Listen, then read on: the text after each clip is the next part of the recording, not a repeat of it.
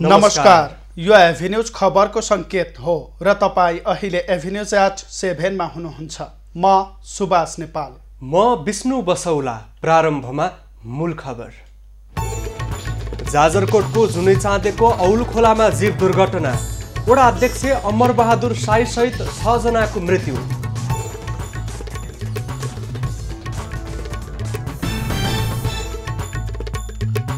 उपत्यकामा 1684 सहित थप 3439 जनामा कोरोना संक्रमण।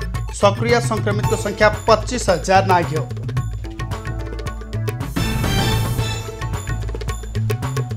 संक्रमितको संख्या बढ्दै जाँदा अस्पतालमा शय्याको अभाव।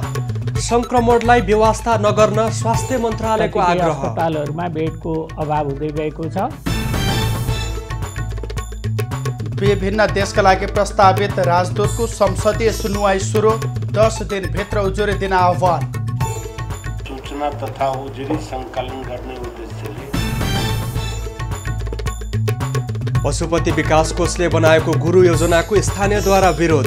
स्थानीय संस्कृति र जात्रा मास्ने गरी बनाइएको भन्दै कोषको कार्यालय घेराउ। यस वर्षको रसायन शास्त्रतर्फको नोबेल पुरस्कार घोषणा। आनुवांशिक प्रविधिमा पुर्याएको योगदान बापत 2 महिला वैज्ञानिकलाई प्रदान। र आइपिएल क्रिकेटमा आज चेन्नई र कोलकाता भिड्दै। दुवै टोली तेस्रो जितको खोजीमा।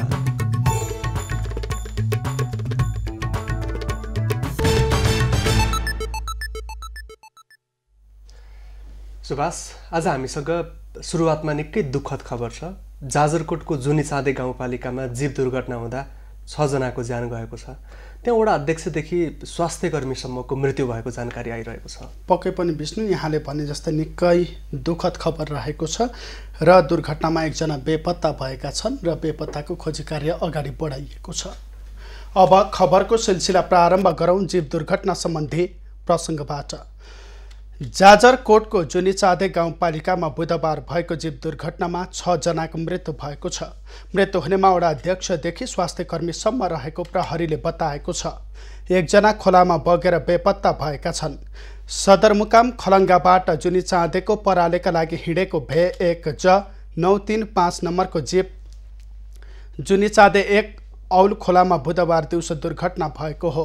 मृत्यु हुनेमा जुनी चाँदे गाउँपालिका 11 का वडा अध्यक्ष अमर बहादुर शाही, महेन्द्र माध्यमिक विद्यालय कोर्ताङका विद्यालय व्यवस्थापन समिति अध्यक्ष कृति बहादुर शाही, प्राथमिक स्वास्थ्य केन्द्रका अहेब द्वय खेमराज शाही र कृष्ण बहादुर शाही रहेका छन्।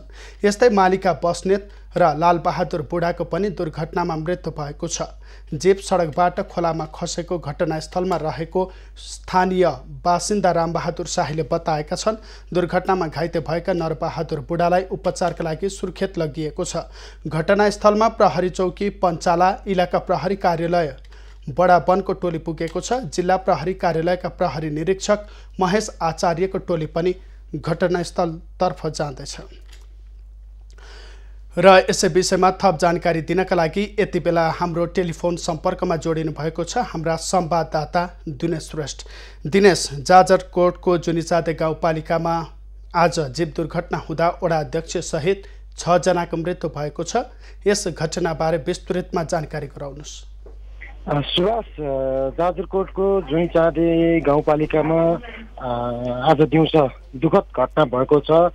दिउँसो 3 बजेतिर सदरमुकाम खलङ्गाबाट भए 1 ज 935 नम्बरको जीव जुनी चाँदे तर्फ जाँदै गर्दा दिउँसो 3 बजेतिर दुर्घटना भएको र दुर्घटनामा जुनी चाँदे गाउँपालिका वार्ड नम्बर 11 का वडा अध्यक्ष अमरबहादुर शाही लगायत 6 जनाको मृत्यु भएको छ। मृत्यु हुनेहरूमा कीर्तिबहादुर शाही, लालबहादुर बुढा र जुनी चाँदेमा कार्यरत स्वास्थ्य कर्मी अयब खेमराज शाही, त्यसै गरी अयब कृष्णबहादुर शाही र मालिका बस्नेत को दुःखद निधन भएको छ। र अहिले घटनास्थलमा बडावन इलाका प्रहरी कार्यालय बडावनको प्रहरी टोली र जिल्ला सदरमुकाम स्थित जिल्ला प्रहरी कार्यालयबाट प्रहरी निरीक्षक महेश आचार्य लगायतको टोली घटनास्थल पुगेको छ र अहिले घटनाका बारेमा अनुसन्धान गरिरहेको हामीलाई जानकारी प्राप्त भएको छ। सुभाष दिनेश, घटनास्थलमा एकजना बेपत्ता पनि भएका छन्, उनको खोजी कार्य के कसरी अगाडि बढाइएको छ? त्यसै गरी जिपमा चाहिँ कतिजना सवार थिए भन्ने केही जानकारी प्राप्त भयो? अहिलेसम्म जिपमा कतिजना चढेका सवार थिए भन्ने कुरा यकिन हुन सकेको छैन र दुर्घटनामा परेर एकजना नरबहादुर भन्ने स्थानीय खोलामा डुबेको भन्ने कुरा आएको छ र उनको केही बेर अघिसम्म खोज तलास भए पनि अहिले अब रात परिसकेको भनेर अब भोलि बिहान फेरि खोज तलास गर्ने भन्ने खालको हामीलाई जानकारी जिल्ला प्रहरी कार्यालयका प्रहरी नायक उपरीक्षक डिएसपी किशोर कुमार श्रेष्ठले जानकारी दिनुभएको छ। दुर्घटनामा एकजना घाइते चाहिँ उद्धारका क्रममा फेला परेका थिए, उनलाई थप उपचारका लागि अन्य अस्पताल पठाइएको भनिएको थियो। उनको स्वास्थ्य अवस्था चाहिँ कस्तो रहेको छ? अवस्था एकदमै गम्भीर छ। गम्भीर भएको कारणले गर्दाखेरि उनलाई जिल्ला सदरमुकामतर्फ उपचारका लागि ल्याउने भनिए तापनि अहिले जिल्ला सदरमुकाममा उनको उपचार सम्भव नदेखिएपछि उनलाई प्रदेश अस्पताल कर्णाली प्रदेश अस्पताल सुर्खेत कालागाउँमा लगिएको भनेर हामीलाई सूचना प्राप्त भएको छ। सुभाष हवस्, जानकारीका लागि धन्यवाद। पछिल्लो जानकारीका लागि तपाईसँग पुनः जोडिनेछौँ। उहाँ हुनुहुन्थ्यो हाम्रा संवाददाता दिनेश श्रेष्ठ र जाजरकोटको जुनिचाँदे गाउँपालिकामा आज जीव दुर्घटनामा 6 जनाको मृत्यु भएको छ। मृतक मध्ये एकजना वडा अध्यक्ष पनि रहेका छन्। त्यसै गरी जीपमा कतिजना सवार थिए भन्ने जानकारी प्राप्त भएको छैन। यद्यपि प्रहरीको टोली लगायत स्थानीय लगायतले बेपत्ताको खोजी कार्य पनि अगाडि बढाएको छ। यति बेला साँझको समय भएका कारण खोजी कार्यमा कठिनाई भएको भनेर हामीलाई जानकारी गराउँदै हुनुहुन्थ्यो हाम्रा संवाददाता दिनेश श्रेष्ठ। अब बाँकी खबर। नेपालमा कोरोना संक्रमितको संख्या 94,200 नाघिएको छ। पछिल्लो 24 घण्टामा 14,209 वटा PCR विधिबाट परीक्षण गर्दा अहिलेसम्मकै सर्वाधिक 3,439 जनामा संक्रमण पुष्टि भएको हो। नेपालमा पछिल्लो 24 घण्टामा थप 3,439 जनामा कोरोना भाइरसको संक्रमण पुष्टि भएको छ। यो 24 घण्टामा देखिएको अहिलेसम्मकै सर्वाधिक संख्या हो। पछिल्लो 24 घण्टामा 14,209 वटा नमुना PCR विधिबाट परीक्षण गर्दा 2,178 जना पुरुष र 1,261 जना महिलामा कोरोना संक्रमण देखिएको हो। यो सँगै नेपालमा कोरोना संक्रमितको संख्या 94,253 पुगेको छ। पछिल्लो 24 घण्टामा काठमाडौँ उपत्यकामा मात्रै 1,684 जनामा संक्रमण पुष्टि भएको छ। तीमध्ये काठमाडौँका 1,296, ललितपुरका 293 र भक्तपुरका 95 जना रहेका छन्। त्यस्तै झापामा 22, मोरङमा 322, सुनसरीमा 193, रौतहटमा 34, सप्तरीमा 33, काभ्रेमा 51 र चितवनमा 131 जनामा संक्रमण पुष्टि भएको छ। त्यसै गरी मकवानपुरमा 49, सिन्धुलीमा 30, कास्कीमा 34, बागलुङमा 34, कपिलवस्तुमा 33, दाङमा 24, बर्दियामा 22, बाँकेमा 106, रूपन्देहीमा 130, सुर्खेतमा 78, कैलालीमा 25 र दार्चुलामा 48 संक्रमित थपिएका छन्। संक्रमित मध्ये 25,700 आइसोलेसनमा रहेका छन्। तीमध्ये 14,411 जना होम आइसोलेसनमा र 10,596 जना संस्थागत आइसोलेसनमा रहेका छन्। संक्रमित मध्ये 233 जना सघन उपचार कक्षमा र 37 जना भेन्टिलेटरमा रहेका छन्। पछिल्लो 24 घण्टामा 1,126 जना कोरोना मुक्त भएका छन्। यो सँगै कोरोना मुक्त हुनेको संख्या 68,668 पुगेको छ। कोरोना संक्रमण पहिचानका लागि हालसम्म देशभर 11,13,485 वटा PCR नमुना परीक्षण गरिएको छ। अहिले देशभरका क्वारेन्टिनहरूमा 4,164 जना रहेका छन्। विगत 24 घण्टामा 15 जनाको कोरोनाका कारण मृत्यु भएको छ। मृत्यु हुनेमा 5 महिला र 10 जना पुरुष रहेका छन्। मृत्यु हुनेमा काठमाडौँमा 2, सिराहा, रौतहट र दाङमा 1 महिलाको मृत्यु भएको छ। त्यसै गरी काठमाडौँमा 4, मोरङमा 2, ललितपुर, चितवन, रूपन्देही र नवलपरासीमा 1 जना पुरुषको मृत्यु भएको छ।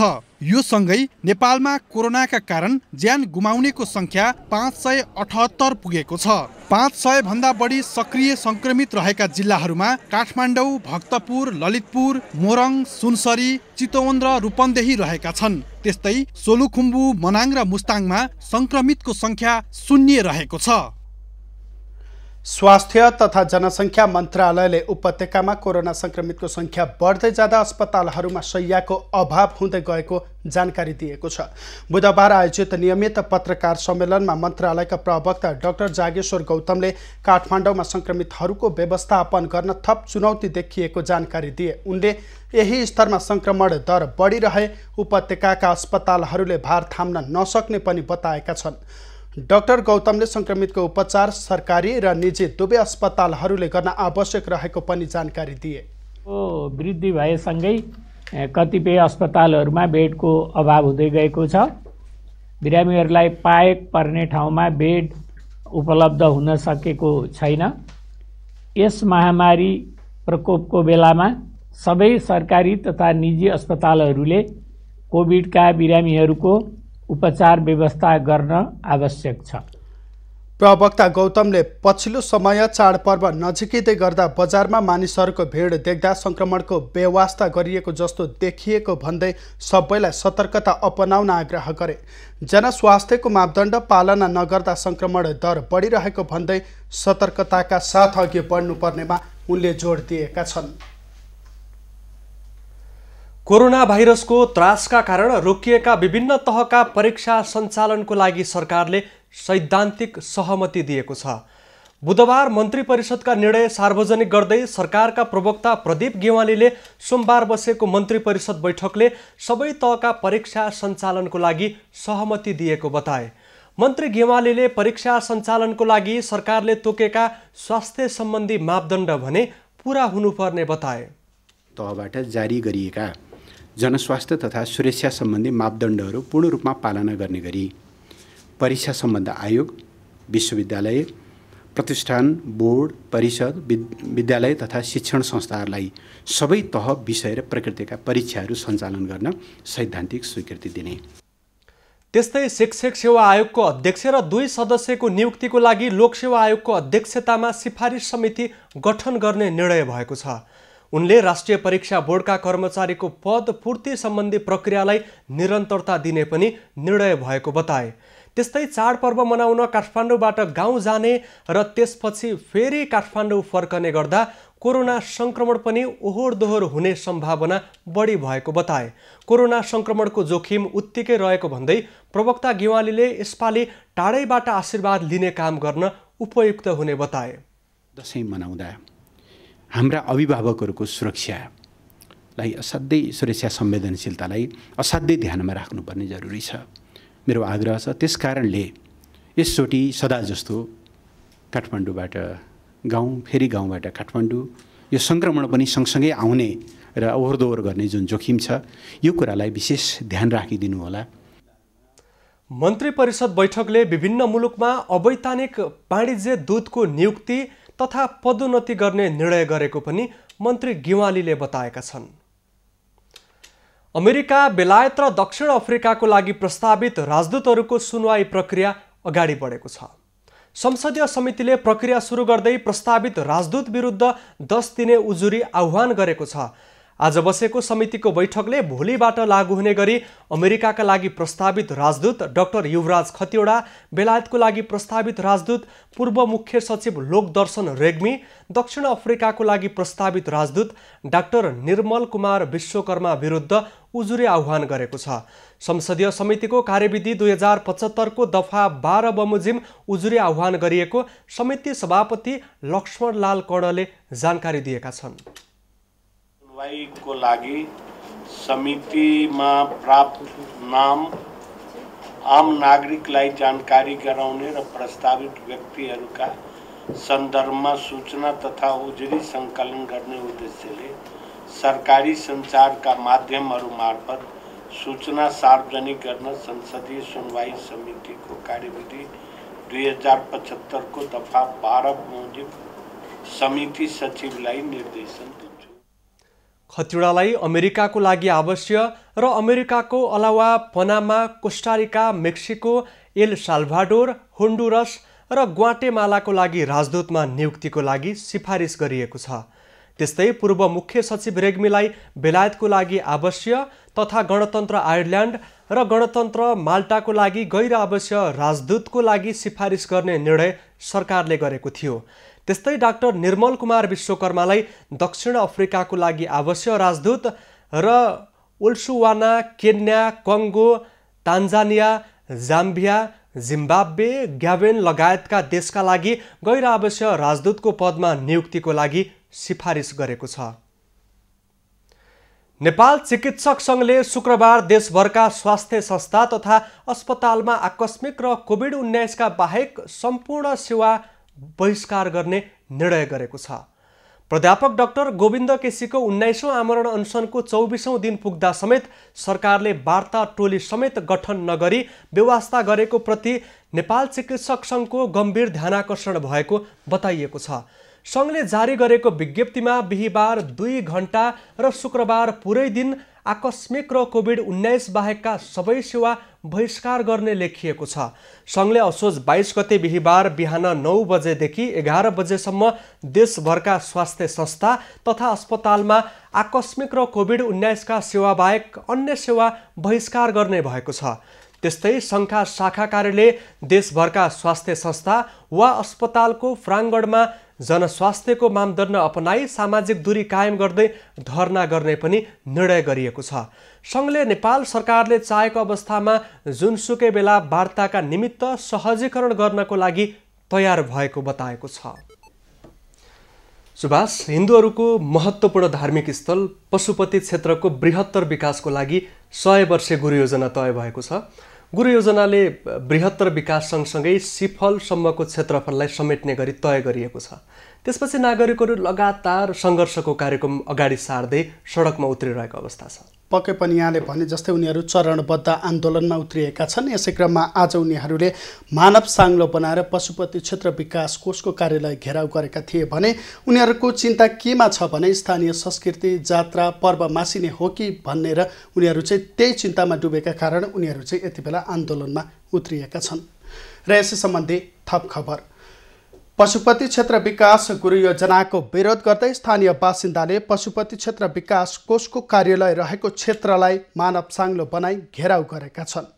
पशुपतिनाथको प्राचीनता मास्ने गरी कोषले गुरु योजना तयार गरेको भन्दै स्थानीयले कोषको कार्यालय रहेको क्षेत्रलाई मानव साङ्लो बनाई घेराउ गरेका हुन्।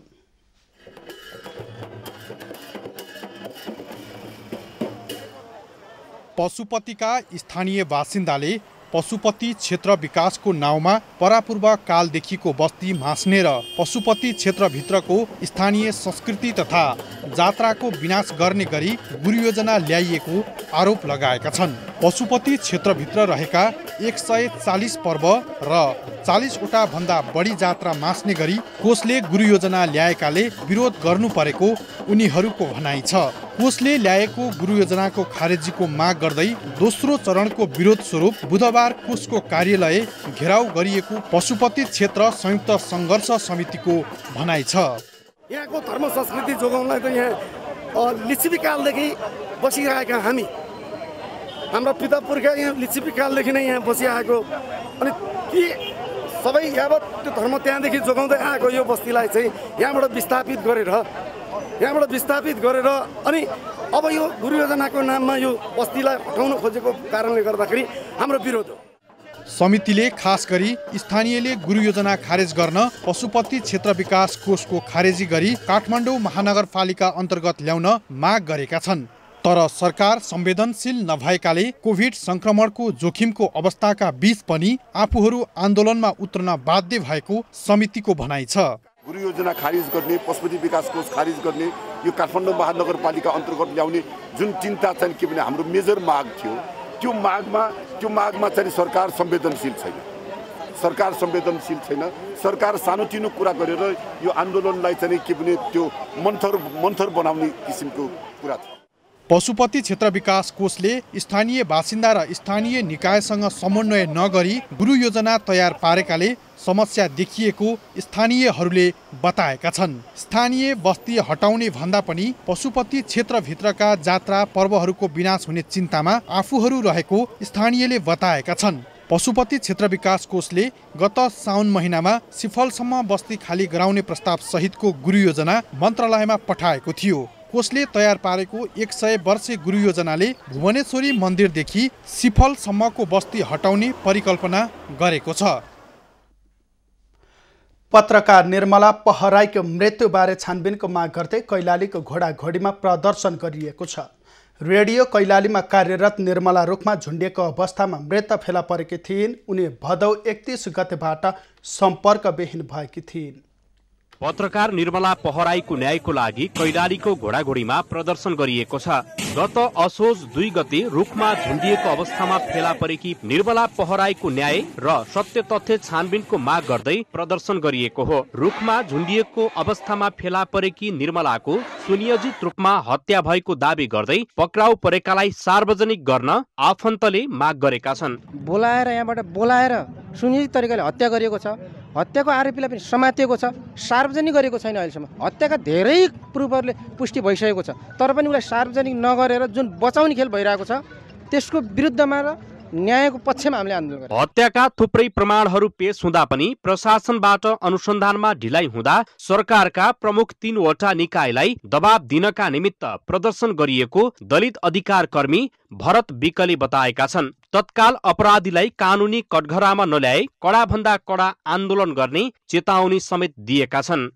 हामीले राज्यका प्रमुख 3टा निकाय कार्यपालिका र न्यायपालिका व्यवस्थापिका हामीले 3टा राज्यका प्रमुख 3टा अङ्गलाई दबाब दिनको लागि आज यो घोडाघोडी नगरपालिकाको सुखडमा सांकेतिक यो चाहिँ कार्यक्रमको आयोजना गर्यौं। यदि हाम्रो आवाज, हाम्रो जुन चाहिँ यो निर्मला बहिनीको हत्यालाई सत्य तथ्य छानबिन गरेर अपराधीलाई कानुनी कठघरामा ल्याइदैन भने यो भन्दा सशक्त कडाभन्दा कडा हामी आन्दोलनको स्वरूपलाई चाहिँ अगाडि बढाउँछौं। प्रहरी प्रशासनबाट सत्य तथ्य छानबिनको दायरालाई फराकिलो नबनाउँदा घटना झनै रहस्यमय बन्दै गएकाले न्याय नपाउन्जेल स्वतन्त्र विद्यार्थी युनियन लागिरहने घोडाघोडी बहुमुखी क्याम्पसका सोभ्यू सभापति जीवन बिसीले बताएका छन्। र सत्य तथ्य चाहिँ प्रहरी प्रशासनले छानबिनको प्रक्रियालाई दायरालाई अलिक फराकिलो नबनाएर स्वस्फूर्त ढङ्गले नगर्दिएको हुनाले यो हत्या भन्न सकिने सम्भावना बढ्दै गएको छ। त्यसकारणले गर्दा यो आन्दोलन न्यायका पक्षमा न्याय प्राप्त नहुने बेलासम्म स्वतन्त्र विद्यार्थी युनियन घोडाघोडी बहुमुखी क्याम्पसका तमाम युवा विद्यार्थीहरू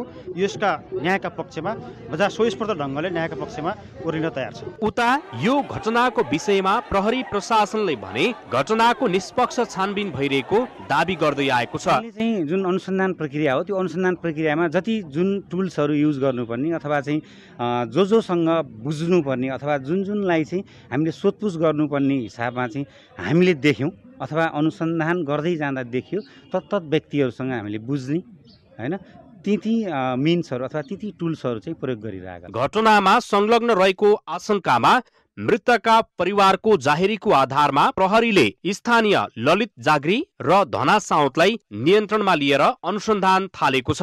एबी न्यूज खबर टेलिभिजनका लागि मंगल बाँसकोटे, कैलाली।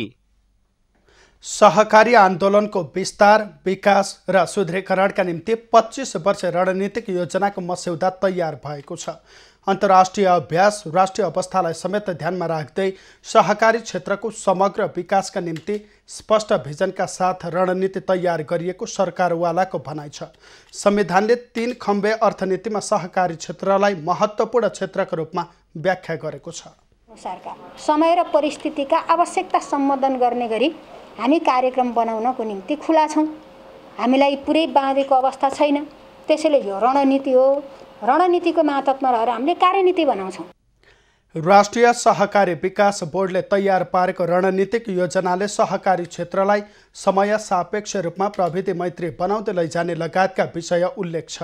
अरु साथीहरू जुन चाहिँ कर्मचारी साथीहरूको अथक प्रयासबाट हामीले एउटा चाहिँ महत्त्वपूर्ण एउटा दस्तावेज हामीले तयार गरेका छौं र यसले मलाई लाग्छ 100% नै समेटेको छ भन्ने मलाई लाग्दैन, किनकि हामी मानव जीवनमा हामी सबैका कुराहरू चाहिँ पूर्ण हुँदैनन् र केही अपूर्ण पनि हुन सक्छन्, तर हामीले म्याक्सिमम प्रयास गरेका छौं। संख्यात्मक रूपमा बढेको सहकारीमा पछिल्लो समय सुशासनको विषय जोडतोडका साथ उठ्ने गरेको छ। डिएपी नामक रासायनिक मल बनाउन प्रयोग हुने डोलोमाइट चट्टानको विस्तृत अध्ययनको लागि बैतडीको दोगडा केदारमा ड्रिलिङको काम सुरु भएको छ। खानी तथा भूगर्भ विभागबाट आएर वरिष्ठ भूगर्भविद सहितको टोलीले ड्रिलिङको काम सुरु गरेको हो।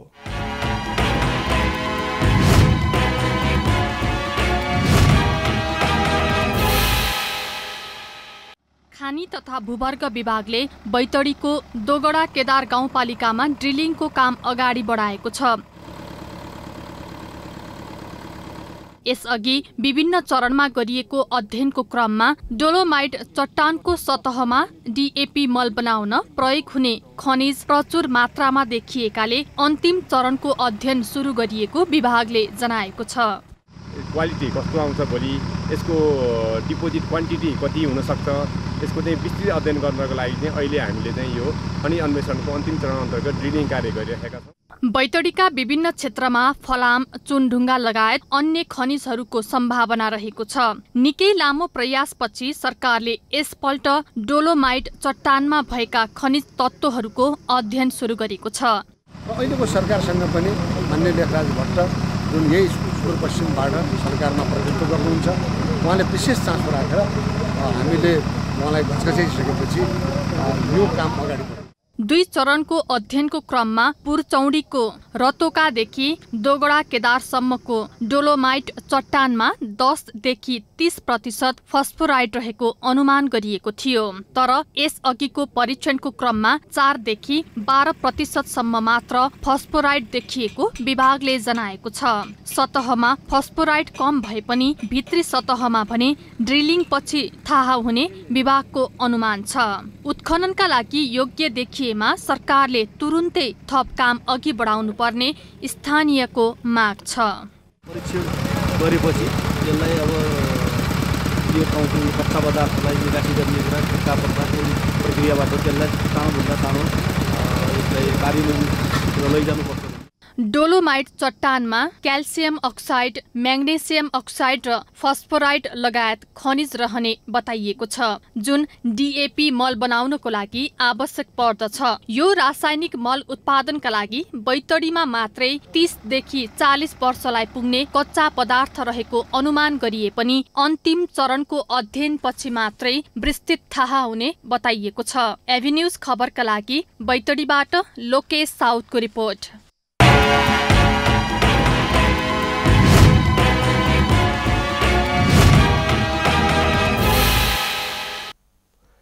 बहराइनका राजकुमार शेख मोहम्मद हमाद मोहम्मद अल खलिफा सहितको टोली गोर्खाको मनास्लु हिमाल आरोहणको लागि बुधबार आधार शिविरको लागि प्रस्थान गरेका छन्।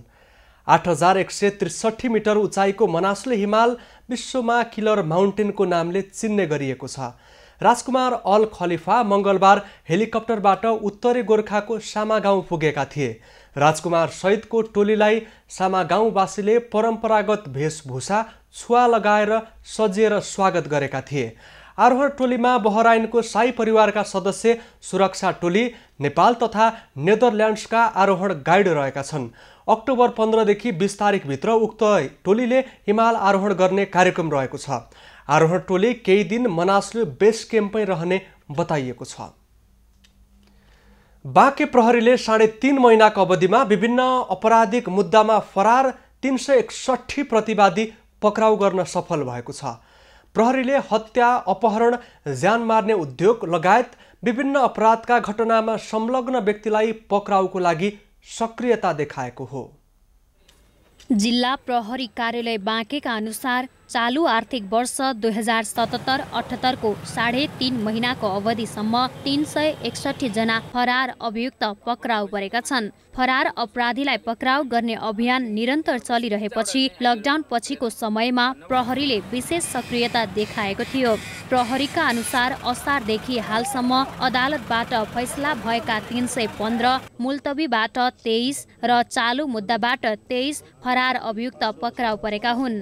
यो अभियान अन्तर्गत चाहिँ 315 जना चाहिँ अदालतबाट फैसला भएको प्रतिवादीहरू पक्राउ गरिसकेका छौँ भने मुलतबीमा चाहिँ 23 जना र चालु मुद्दाका चाहिँ 23 र 361 जना फरार अपराधी हामीले पक्राउ गरिसकेका छौँ, जसको जरिमाना रकम चाहिँ 11,68,586 रुपियाँ र कैद सजाय चाहिँ 98 वर्ष 2 महिना 20 दिन। पक्राउ परेका प्रतिवादीहरू सबैको कैद सजाय 98 वर्ष 2 महिना 20 दिन रहेको प्रहरीले जनाएको छ। बाँके प्रहरीले यो अवधिमा 11,68,586 रुपियाँ जरिवाना असुल गर्न समेत सफल भएको छ।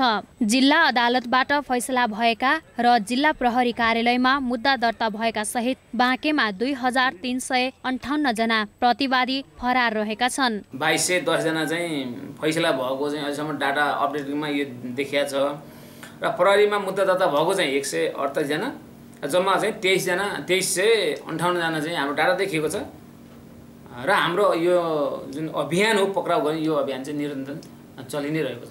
आर्थिक वर्ष 2076-77 मा बाँके प्रहरीले 54 जना फरार अपराधी पक्राउ गरेको थियो। पछिल्लो 3 महिनाको अवधिमा बाँके प्रहरीले लागु औषध तस्करी र कारोबारमा संलग्न 46 जनालाई पक्राउ गरेको छ।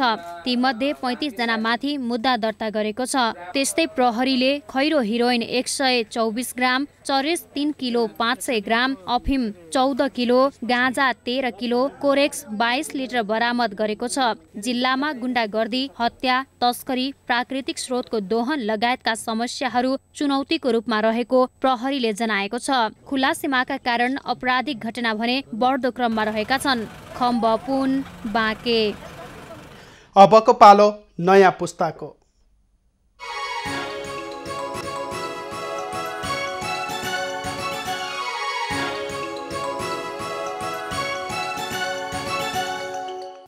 नमस्ते, नयाँ पुस्तामा स्वागत छ। नेपालीले पायो भने गर्छ है भनेर सामाजिक सञ्जालमा मेमी बनाएर उडाउने गरिन्छ, तर यो उडाउने कुरा होइन। उपयुक्त वातावरण पायो भने नेपालीले गर्न सक्छ र गर्न सकेका छन्। कृषकको क्षमता, महामारीमा खोप। चीन संस्कृति केन्द्र ओभरसिज र सुङ चिङलिङ फाउन्डेसनले कोभिड-19 शीर्षकमा आयोजना गरेको वक्तृत्व कला प्रतियोगितामा 35 देशका 180 जनासँग भिडेर कृषक पन्त उत्कृष्ट 10मा पुग्नु भएको छ। यसको अन्तिम प्रतिस्पर्धा कोभिड-19 साम्य भएपछि चीनमै हुने भनिएको छ। हेलो एभ्रीवान एन्ड नमस्ते, मेरो नाम कृषक पन्त हो। म एलआरआई स्कुल कलङ्गी काठमाडौँमा अध्ययन गर्दछु।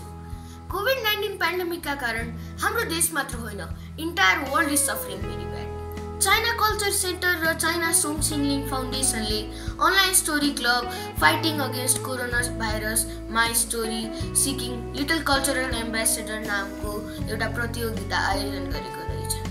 प्रतियोगिताको पहिलो स्टेपमा मैले आफ्नो स्टोरीको भिडियो रेकर्ड गरेर पठाएँ।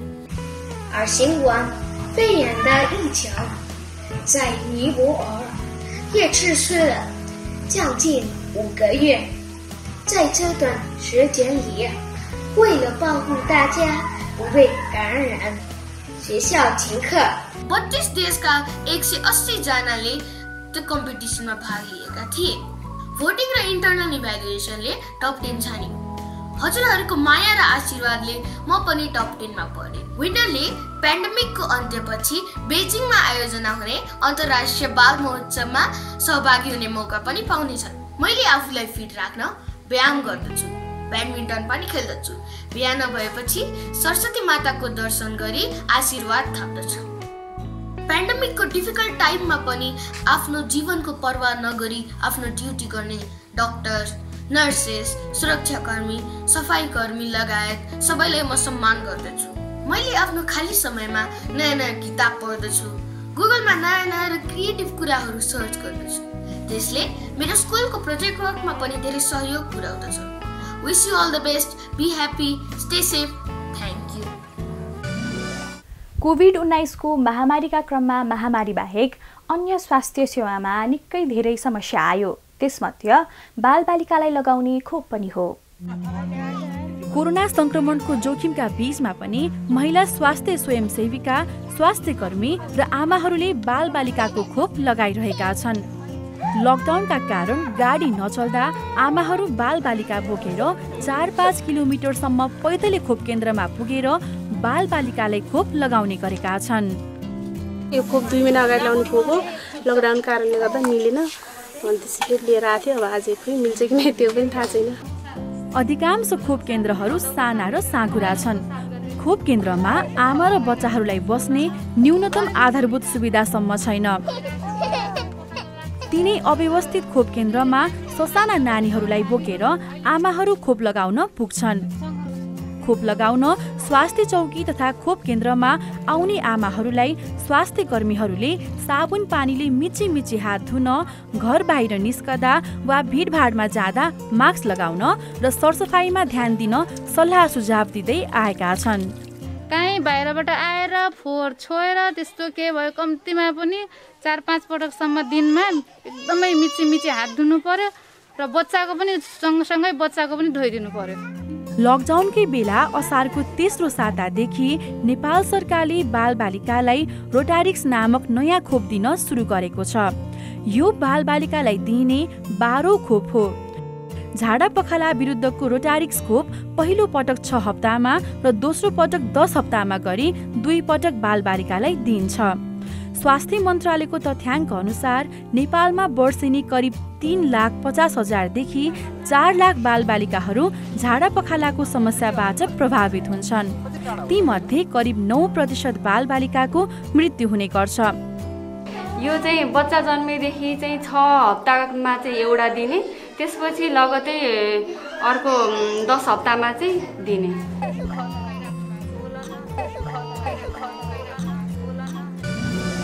तपाईसँग राम्रा कथा छन् भने हामीलाई पठाउन सक्नुहुन्छ। नयाँ पुस्तासँग युट्युब, फेसबुक अनि इन्स्टाग्राममा पनि कुराकानी गर्न सक्नुहुन्छ। आजलाई बाई।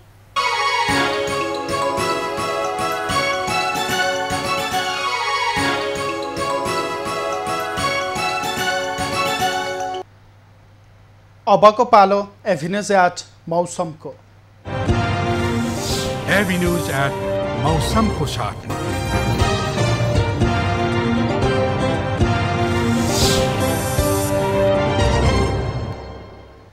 पछिल्लो 24 घण्टामा देशभरको मौसम सामान्यतया सफा रह्यो। आज राति सातै प्रदेशको मौसममा सामान्य बदली भई प्रदेश 1 का 1-2 स्थानमा हल्का वर्षाको सम्भावना रहेको जल तथा मौसम पूर्वानुमान महाशाखाले जनाएको छ। काठमाडौँ उपत्यकाको आजको अधिकतम तापक्रम 30 डिग्री सेल्सियस र न्यूनतम तापक्रम 19 डिग्री सेल्सियस मापन गरियो। आज देशभरको मौसम कस्तो रह्यो त? हेरौँ देशका विभिन्न स्थानको मौसमी अवस्था।